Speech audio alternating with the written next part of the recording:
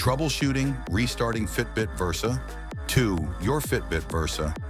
2 may need a restart to fix issues. Restarting can solve many common problems. This guide will show you how to restart your device. We'll cover both soft reset and hard reset methods. Soft reset. A soft reset is a simple restart. It does not erase data. Follow these steps. 1. Press and hold the left button for 10 seconds. 2. Wait for the Fitbit logo to appear. 3. Release the button. This method should fix minor issues. It is safe to do anytime. Hard reset. A hard reset is more intense. It will erase all your data. Only use this if a soft reset does not work. Follow these steps. 1.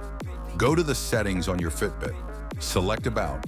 3. Choose Factory Reset. 4. Confirm your choice. This method will return your Fitbit to factory settings. You will need to set it up again. Tip: always back up your data before doing a hard reset.